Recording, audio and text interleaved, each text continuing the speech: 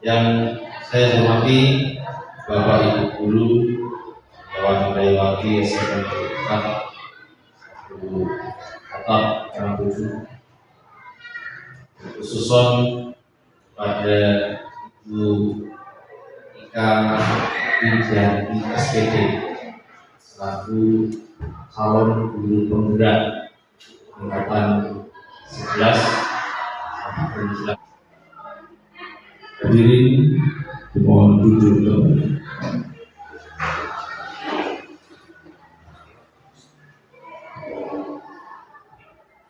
Sambutan kepala sekolah yang akan diwakili oleh Bapak Arif Wahab SPD, kepadanya disilakan.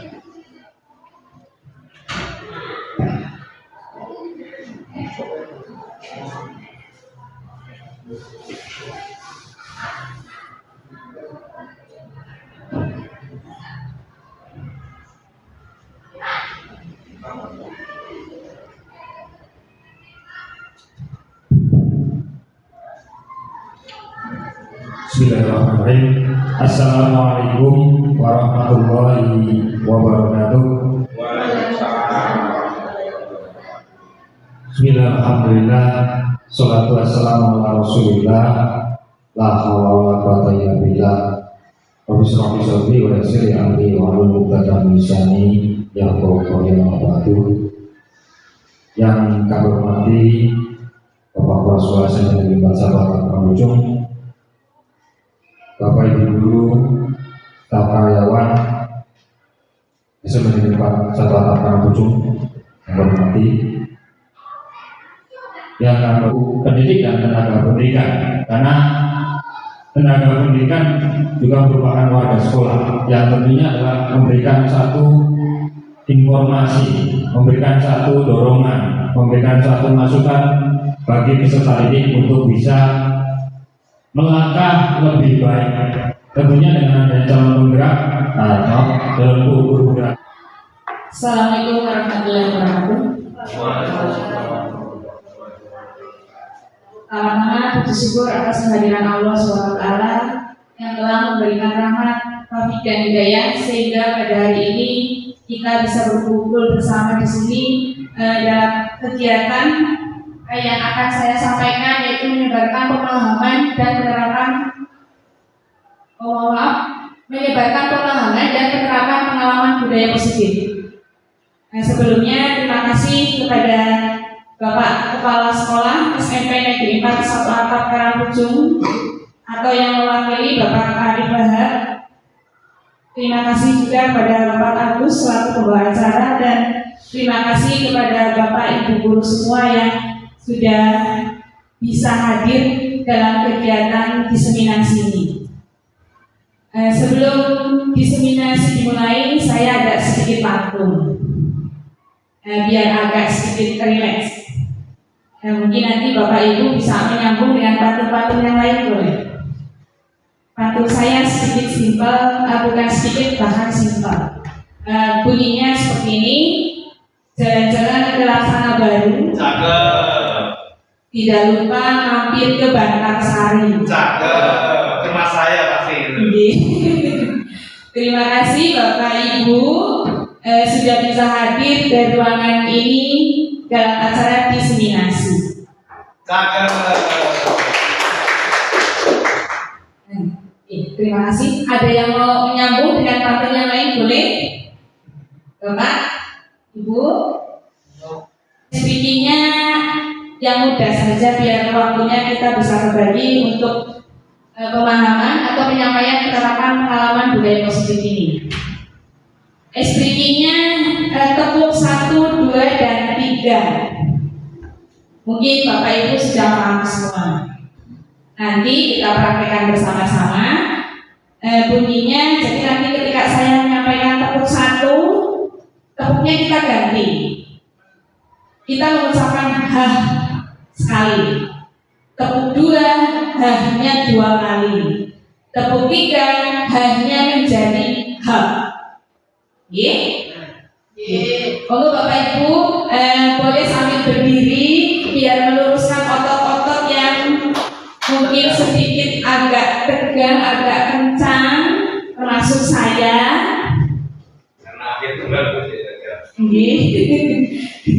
Ya, kita mulai. Tepuk 1, tepuk 2, tepuk 3.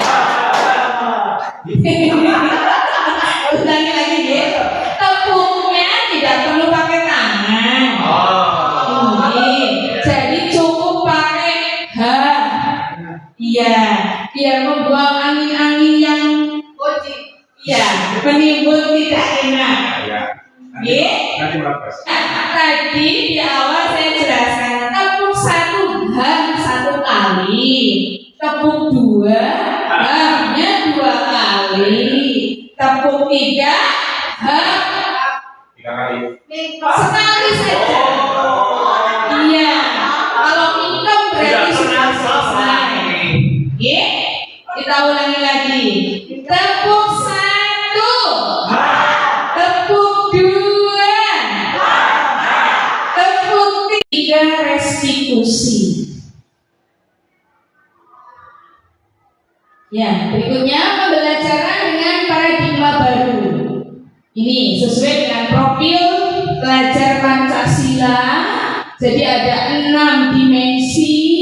Pertama adalah hasilnya beriman dan bertakwa kepada yang kedua berkebinekaan global, yang ketiga gotong royong, 4 kreatif, 5 bernalar kritis, dan yang terakhir mandiri. Ya, pembelajaran dengan paradigma baru merupakan pembelajaran yang dirancang berdasarkan prinsip pembelajaran berdiferensiasi, sehingga murid belajar sesuai kebutuhannya berdasarkan tahap perkembangan sesuai teori psikologi modern untuk mewujudkan.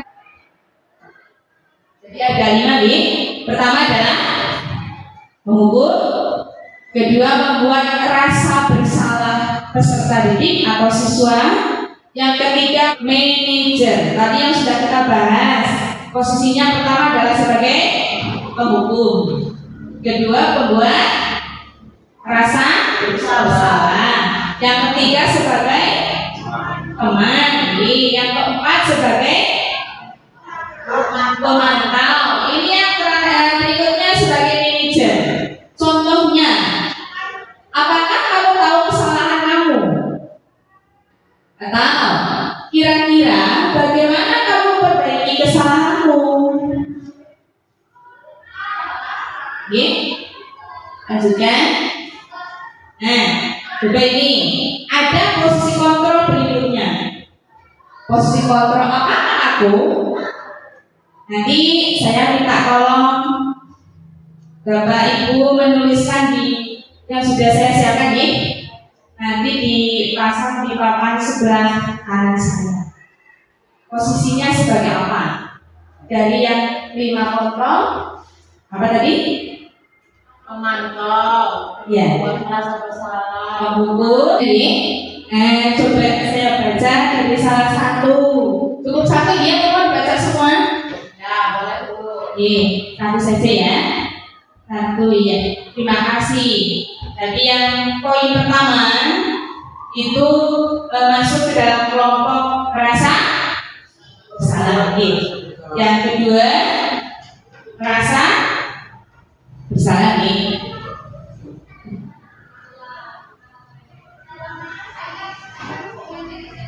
Ini tadi yang pertama nih. Apakah kamu tidak tahu kesalahanmu? Kira-kira bagaimana kamu perbaiki kesalahanmu?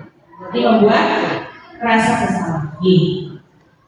Berikutnya, saya kecewa sekali dengan kamu. Ini merasa bersalah. Berikutnya, kamu tidak pernah benar melakukannya. Pemantau. Berikutnya, apa rencanamu untuk menyelesaikan masalah ini? Ya, atau sebagai teman, manajer.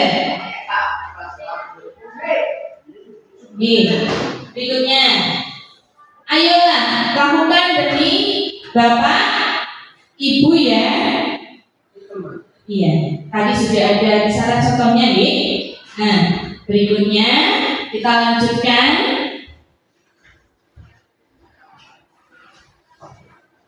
Poin berikutnya yaitu ya, kamu tidak akan mendapatkan nilai jika tidak mengerjakan tugas. Oke, keyakinan kelas. Jadi ini, nah mengapa keyakinan kelas? Mengapa bukan peraturan kelas? Nah, mungkin sebelumnya itu banyak yang mengatakan peraturan kelas. Namun di sini sekarang sudah Ibu mungkin bisa Bu. Di sini aja ya Bu, aku maju. Sini aja ya. Maju boleh biar teman-teman yang lain tahu biar banyak. Iya, bagus. Menurut saya Bu, kalau keyakinan kelas itu merupakan kesepakatan kelas. Jadi nanti antara Bapak Ibu guru dengan murid itu membuat suatu peraturan. Sedangkan kalau peraturan kelas itu biasanya yang membuat adalah gurunya. Jadi nanti siswanya yang menjalankan. Itu bedanya seperti itu. Kalau menurut saya Bu, jadi keyakinan kelas itu lebih mengutamakan kebutuhan murid. Jadi kita menanyakan terlebih dahulu apa yang diinginkan murid, apa yang nyaman untuk murid. Beda halnya dengan peraturan kelas. Peraturan kelas itu tanpa murid tahu kita sudah membuat aturan-aturan. Itu seperti itu pemahaman saya. Terima kasih untuk Bu Sri ya. Jadi sedikit gambaran memang seperti itu. Keyakinan kelas ini dibuat atas kesepakatan. Jadi bukan guru yang buat ataupun hanya siswa yang buat, bukan. Kesepakatan antara guru dan siswa. Kalau mungkin dulu ya. Lalu berikutnya, semua warga sekolah atau warga kelas dilibatkan saat membuat keyakinan kelas. Berikutnya, kalau tadi keyakinan kelas, sekarang lanjut dengan segitiga restitusi.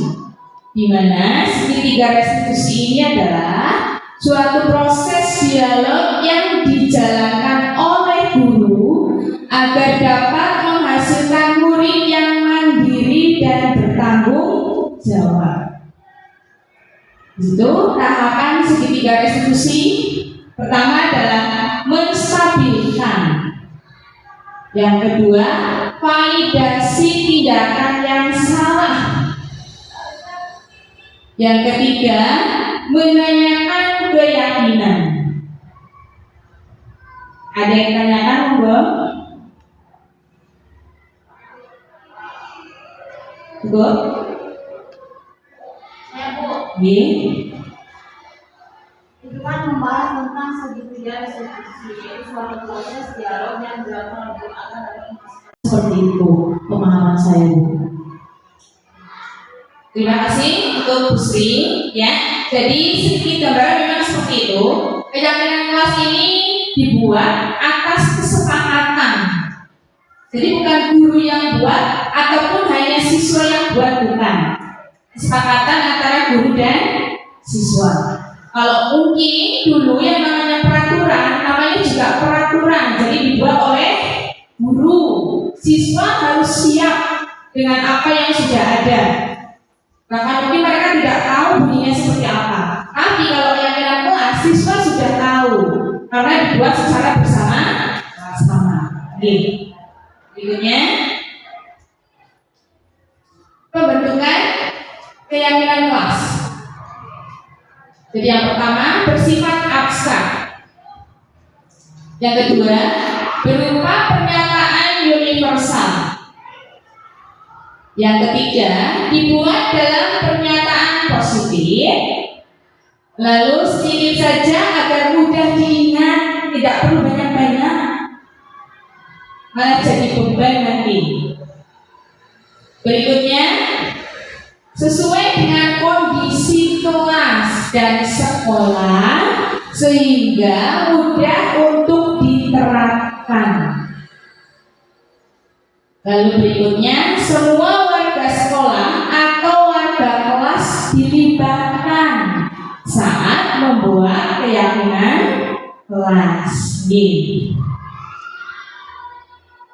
Berikutnya, kalau tadi keyakinan kelas, sekarang lanjut dengan segitiga restitusi, di mana segitiga restitusi ini adalah suatu proses dialog yang dijalankan oleh guru agar dapat menghasilkan murid yang mandiri dan bertanggung jawab. Itu tahapan segitiga restitusi. Pertama adalah menstabilkan. Yang kedua, validasi tindakan yang salah. Yang ketiga, menanyakan keyakinan. Ada yang tanyakan, monggo? Kan membahas tentang segitiga restitusi, yaitu suatu proses dialog yang dilakukan oleh agar dapat memastikan yang mandiri dan bertanggung jawab. Untuk segitiga restitusi itu kita lakukan pada saat anak mendapat memiliki permasalahan atau seperti apa untuk penerapan segitiga restitusi. Jadi penerapannya ini ketika si anak mempunyai permasalahan, maka fungsi kita yaitu tadi menerapkan menstabilkan, berikutnya validasi tentang tindakan yang salah dari apa yang anak tersebut lakukan, lalu yang ketiga adalah menanyakan keyakinan. Begitu itu. Berarti untuk proses segitiga restitusi itu harus ada 3 tahapan tersebut ya. Iya. Terima kasih. Dengan sama Bu. Berikutnya, menstabilkan identitas. Di sini dijelaskan berdasarkan prinsip membuat kesalahan adalah bagian dari proses pembelajaran.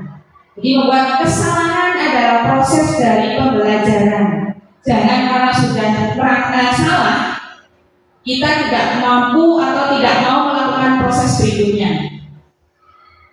Di sini pertama adalah berbuat salah itu wajar. Lalu yang kedua, tidak ada manusia yang sempurna. Yang ketiga, bapak atau ibu juga pernah melakukan itu. Lalu yang keempat, bapak atau ibu tidak mau mencari siapa yang salah, tetapi bapak ibu ini mencari solusi dari permasalahan ini. Gitu, untuk menstabilkan identitas. Jadi seperti itu contoh ungkapannya. Ulangi lagi, jadi yang pertama, untuk menstabilkan identitas kita bisa menggunakan kalimat-kalimat atau ungkapan seperti ini atau ungkapan yang lainnya yang intinya menstabilkan identitas dari siswa tersebut. Yang pertama misalnya berbuat salah itu wajar. Yang kedua, tidak ada manusia yang sempurna. Yang ketiga, bapak atau ibu juga pernah melakukan itu. Lalu yang terakhir, bapak atau ibu tidak mau mencari siapa yang salah, tetapi bapak atau ibu ingin mencari solusi dari permasalahan ini. Berikutnya, sekarang yang kedua, validasi tindakan yang salah. Berdasarkan prinsipnya, setiap perilaku berupaya memenuhi suatu kebutuhan tertentu. Ungkapannya antara lain yang pertama, kamu pasti punya alasan mengapa melakukan hal itu. Atau, padahal kamu bisa melakukan yang lebih buruk dari ini ya. Atau berikutnya, kamu patut bangga karena telah melindungi sesuatu yang penting buatmu. Atau kamu melakukannya karena mempertahankan sesuatu yang penting bagimu. Ini contoh validasi tindakan yang salah.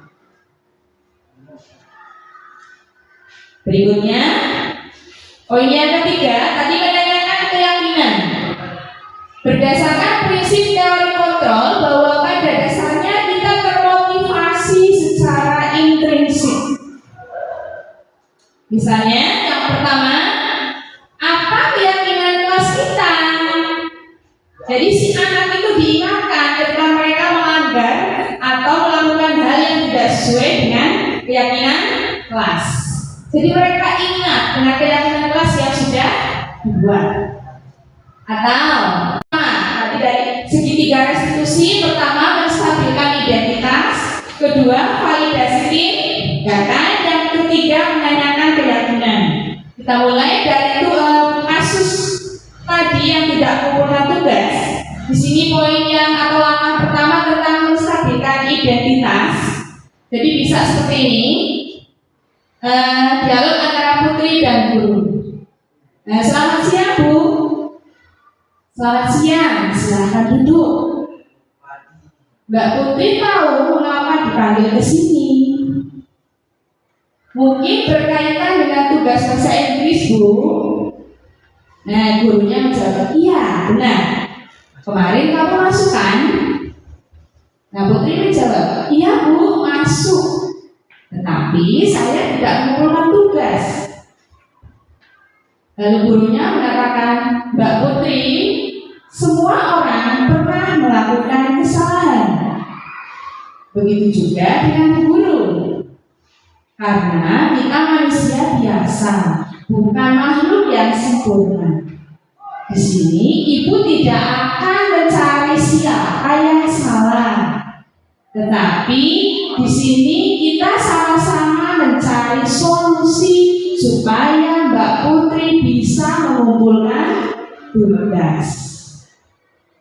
Lalu putrinya menjawab, iya Bu. Jadi proses menstabilkan identitas tidak begitu memutuskan bahwa si putri itu bersalah. Jadi menstabilkan dulu. Langkah berikutnya, langkah kedua, yaitu validasi tindakan yang salah. Gurunya mengatakan, boleh ibu tahu mengapa kamu tidak mengumpulkan tugas? Putri menjawab, saya tidak selesai mengerjakan tugas Bu, sehingga tidak bisa kita gali, bisa kita tanyakan sebetulnya apa yang membuat capek banyaknya. Itu lebih valid lagi Bapak, bisa seperti itu. Nah, langkah ketiga, menanyakan keyakinan kelas. Kan baik, di mana guru mampu merefleksi dirinya dalam posisi kontrol saat ini. Bagaimana perjalanan dirinya sebagai among. Among itu adalah manajer yang menuntun murid-muridnya menjadi insan yang mandiri, merdeka, dan bertanggung jawab. Jadi standar nasional pendidikan seperti ini. Atau ada yang mau tanyakan sebetulnya boleh. Kalau sudah sampai cukup. Terima kasih Bapak Ibu. Ada yang ingin disampaikan monggo. Sri, ada yang disampaikan? Cukup. Ini saya terima kasih atas waktunya, dan saya kembalikan ke Bapak Agus sebagai ketua. Guru mengatakan, kamu masih ingat keyakinan kelas kita? Putri menjawab, masih Bu. Kira-kira yang kamu lakukan itu sudah sesuai dengan keyakinan kelas belum? Belum Bu. Keyakinan yang mana? Nah, Putri pun menjawab, selalu bertanggung jawab. Nah, jadi membuat keyakinan kelas pun kita nanti sesuaikan. Itu masuk ke mana? Apakah bertanggung jawab, disiplin, atau lainnya? Nah, berikutnya guru menjawab, nah, Ternyata kamu tahu ya. Lalu apakah kamu punya solusi untuk masalah ini? Budi menjawab, iya Bu. Pertama, saya minta maaf karena tidak mengumpulkan tugas. Kedua, saya tidak akan tidur terlalu malam.